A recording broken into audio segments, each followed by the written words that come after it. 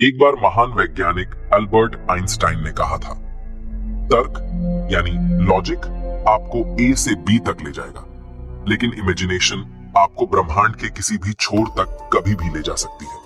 इसमें बिल्कुल भी समय नहीं लगेगा। हमारा ब्रह्मांड काफी बड़ा है, इतना बड़ा है कि इसके एक हिस्से से दूसरे हिस्से तक पहुंचने में प्रकाश की गति से चलने पर आपको 93 अरब साल लग जाएंगे, यानी आपकी आने वाली अरबों खरबों जनरेशन बीत जाएगी, पर आप ऑब्जर्वेबल यूनिवर्स को एक्सप्लोर नहीं कर पाओगे। ऐसे में अनंत ब्रह्मांड को एक्सप्लोर करने की तो आप कल्पना भी नहीं कर सकते।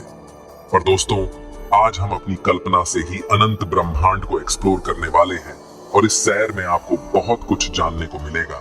इसलिए कुर्सी की पेटी बांध लीजिए, क्योंकि स्पेस वेदर बिगड़ने वाला है।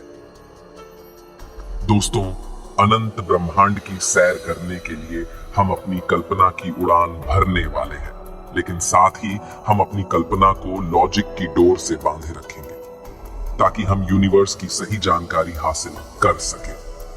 ब्रह्मांड की अनंतता को जानने के लिए हमें पृथ्वी से ब्रह्मांड के अंतिम छोर तक जाना पड़ेगा।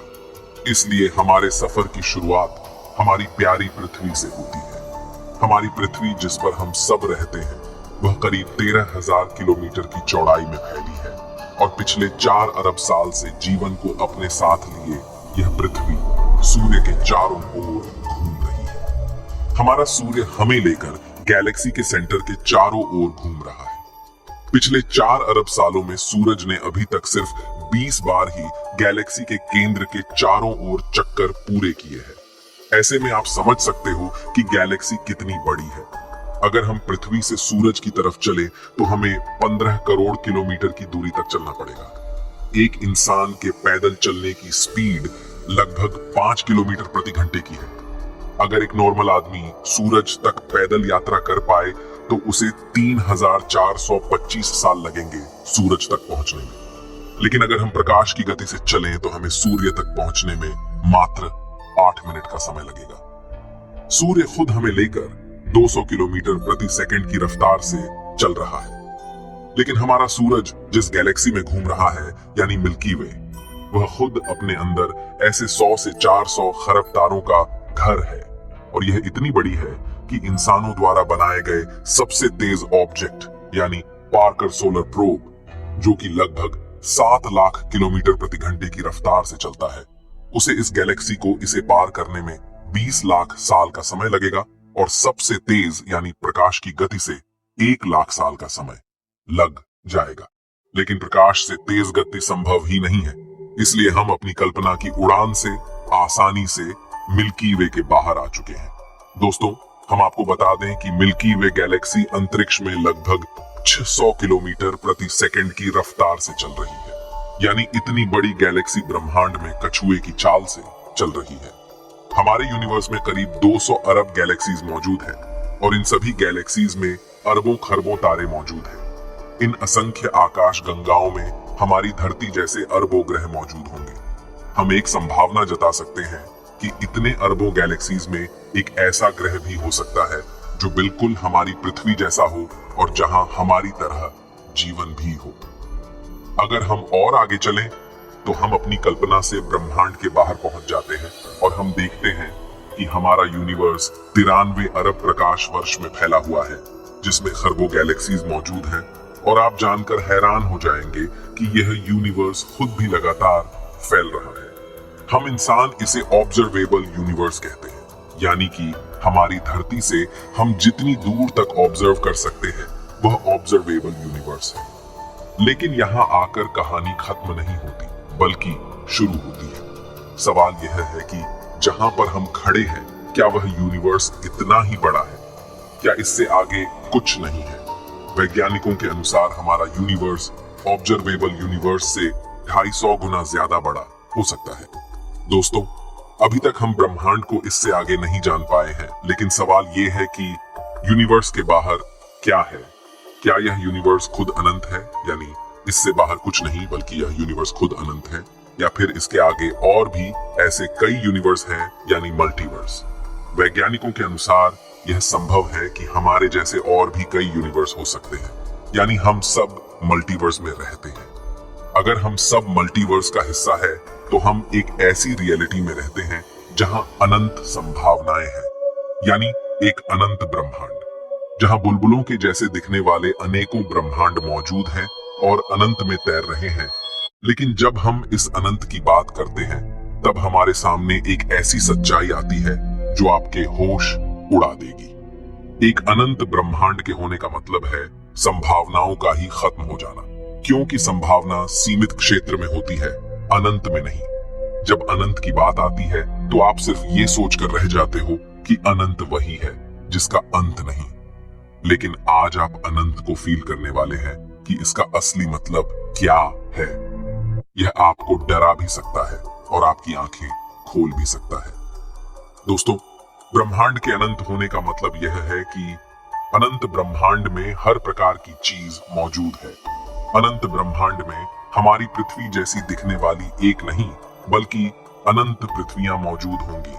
न सिर्फ दिखने में समान बल्कि हूबहू ऐसी पृथ्वी जिस पर बिल्कुल हमारी पृथ्वी पर रहने वाले लोग और सभी देश मौजूद हो। जैसी रियलिटी पृथ्वी पर है, चाहे वो हर इंसान की पूरी जिंदगी की कहानी हो, वैसी अनंत पृथ्वियां वास्तव में होंगी जिनमें रहने वाले लोगों की जिंदगी पूरी तरह आपसे मिलती हो। मतलब न सिर्फ आपसे दिखने में समान बल्कि उनकी जिंदगी में भी वही चल रहा हो जो आपकी जिंदगी में है। लेकिन इसी के साथ इसकी अलग वैरायटी भी अनंत में मौजूद होगी। यानी अगर आप किसी मिशन में फेल हो गए हो तो इस अनंत में कहीं किसी कोने में आपका एक वर्जन उस मिशन में सक्सेसफुल भी हो रहा है। यानी आपके मिशन का अचीव होना संभव है, न कि असंभव, क्योंकि किसी यूनिवर्स में आपका ही एक डिफरेंट वर्जन उसे अचीव कर पा रहा है। अनंत की एक दूसरी सच्चाई है कि आपके ही जैसे दिखने वाले अलग अलग प्रकार के वर्जन अनंत में मौजूद होंगे। यानी आपके छोटे, बड़े, लंबे और पतले वर्जन भी यूनिवर्स में मौजूद होंगे। हो सकता है आपका एक वर्जन किसी यूनिवर्स में डॉक्टर है तो किसी यूनिवर्स में एक्टर। इस तरह आपकी ही अलग अलग वैरायटी दुनिया में मौजूद होगी। अनंत का एक और सच ये है कि जिन फिल्म्स को आप देखते हैं और जिनमें बताया जाता है कि इनका वास्तविकता से कोई संबंध नहीं, वह अनंत में जाकर सच हो सकती है। कम से कम उनका कुछ भाग कहीं किसी दुनिया में मौजूद रियलिटी हो सकती है। पृथ्वी पर इतिहास की जिन किताबों को आपने पढ़ा, वह इतिहास कहीं किसी अनंत दूरी पर मौजूद ग्रह पर वर्तमान में घटित हो रहा है। यानी अनंत ब्रह्मांड होने का मतलब है अनंत रियलिटीज का एग्जिस्ट करना। यहाँ आप जानकर हैरान हो सकते हैं कि अनंत में हमारा पास्ट, प्रेजेंट और फ्यूचर कहीं ना कहीं इसी समय एक साथ अस्तित्व में है। यानी जो आपका पास्ट है वो कहीं पर प्रेजेंट है और जो आपका फ्यूचर है वो कहीं किसी अनंत कोने में प्रेजेंट है। लेकिन अगर हम बात करें अनंत ब्रह्मांड में जीवन की, तो न सिर्फ अनंत में जीवन होगा बल्कि विचित्र प्रकार की इंटेलिजेंट लाइफ भी अनंत में मौजूद होगी। क्योंकि हमारी धरती पर जिस तरह लाइफ का इवोल्यूशन हुआ है, उसी तरह किसी अन्य ब्रह्मांड में इवोल्यूशन ने विचित्र प्रकार के जीवों को जन्म दिया होगा। अनंत ब्रह्मांड में ऐसा ग्रह भी होगा जहां चींटी के अंदर इंटेलिजेंस हो और इंसानों में इंटेलिजेंस ना हो। या फिर एक ऐसा ब्रह्मांड भी होगा जहां गधे में इंटेलिजेंस हो, क्योंकि अनंत में हर संभावना मौजूद होगी। अनंत ब्रह्मांड में ऐसे जीव भी होंगे जो हमसे ज्यादा इंटेलिजेंट हो, जिनके सोचने की क्षमता हमसे काफी अधिक और काफी तेज हो, जिस वजह से वो इतने पावरफुल भी हो सकते हैं कि वो अपने सूर्य की पूरी ऊर्जा का उपयोग कर पा रहे हो या एक गैलेक्सी की पूरी ऊर्जा का उपयोग करने में सक्षम हो। अनंत में ऐसे जीवों ने समय को भी समझ लिया होगा और वे एक ब्रह्मांड से दूसरे ब्रह्मांड में जाने में सक्षम होंगे। अगर उन्होंने प्रकाश से तेज चलने की तकनीक खोज ली तो वे टाइम ट्रेवल जैसी तकनीक में भी सक्षम होंगे।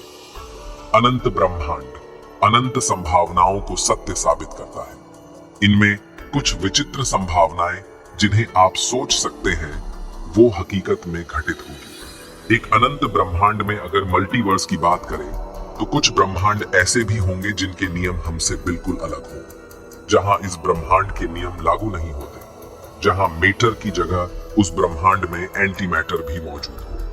विज्ञान के अनुसार ब्रह्मांड रैंडमनेस के चलते अपने आप पैदा हुआ है, और ऐसे में इस रैंडमनेस की वजह से कुछ ऐसे यूनिवर्स भी फॉर्म हुए होंगे जहां के कांस्टेंट हमारे यूनिवर्स से अलग हो, जिस वजह से वहां के नियम भी इस यूनिवर्स से अलग होंगे। तो ऐसे में अनंत ब्रह्मांड में ऐसे कई विचित्र यूनिवर्स हो सकते हैं जिसकी हमने कल्पना भी नहीं की हो। वैज्ञानिकों के अनुसार हमारे यूनिवर्स की एक सीमा होगी, क्योंकि ये एक निश्चित पॉइंट ऑफ टाइम में पैदा हुआ है, लेकिन यह भी एक अनंत का एक छोटा सा हिस्सा मात्र हो सकता है जिसे हम पूरा यूनिवर्स मान बैठे हो। इसलिए वैज्ञानिक यह भी मानते हैं कि एक अनंत ब्रह्मांड कभी पैदा नहीं होगा, बल्कि यह हमेशा से था, है और हमेशा रहेगा। इसे बनाने वाले किसी क्रिएटर की भी कोई जरूरत नहीं होगी, बल्कि यह एक सेल्फ सस्टेन्ड एग्जिस्टेंस का हिस्सा होगा। लेकिन अब एक सवाल जो आपके मन में चल रहा होगा, अगर ब्रह्मांड अनंत है तो इस अनंत ब्रह्मांड में हम इंसान किस वजह से मौजूद है? आखिर हम यहाँ क्यों एग्जिस्ट करते हैं? हमारा मकसद क्या है? इस अनंत के सामने अगर हमारी कोई हैसियत नहीं है तो इसके होने का मकसद क्या है? हम इस ब्रह्मांड में काफी छोटे हैं, ऐसे में इतना बड़ा यूनिवर्स हमारे लिए आखिर एग्जिस्ट ही क्यों करता है? ये सवाल वैज्ञानिकों के लिए सबसे बड़ा सवाल है। कुछ प्रोमिनेंट थिंकर्स ये मानते हैं कि उन्होंने यूनिवर्स में अपना मकसद खोज लिया है, जैसे एलन मस्क, जिनका मानना है कि ह्यूमन सिविलाइजेशन अब तक कई बड़े खतरों को झेल चुकी है और यूनिवर्स में अब तक हमें कोई लाइफ नहीं मिली है। ऐसे में क्यों ना हम पृथ्वी पर मौजूद लाइफ को ही आगे बढ़ाएं, इससे पहले कि लाइफ को नष्ट करने कोई एस्टेरॉइड आ जाए या किसी कैटाक्लिज्मिक इवेंट में हमारा अस्तित्व खत्म हो जाए। इसलिए क्यों ना लाइफ को ही मल्टीप्लेनेटरी बना दिया जाए और हम सब अलग अलग ग्रहों पर रहने लग जाए, ताकि हम अपनी ह्यूमन सिविलाइजेशन को धीरे धीरे यूनिवर्स के अंतिम कोने तक फैला दें। लेकिन दोस्तों, फिर भी हमें इस सवाल का पूरा जवाब नहीं मिलता कि आखिर हम यूनिवर्स में क्यों एग्जिस्ट करते हैं, क्योंकि आखिरकार एक दिन हमें भी खत्म होना ही है, लेकिन मल्टीवर्स हमेशा रहेगा। इसीलिए हम इस मल्टीवर्स में क्यों हैं? जानने के लिए जुड़े रहिए हमारे चैनल से। एक न एक दिन हम ये जानकर रहेंगे कि हम इस यूनिवर्स में किस लिए हैं। मैं मिलता हूं आपसे किसी अगले वीडियो में। तब तक के लिए ब्रह्मांड की गहराइयों में घूमते रहिए, क्योंकि हम सब हैं वोयाजर्स।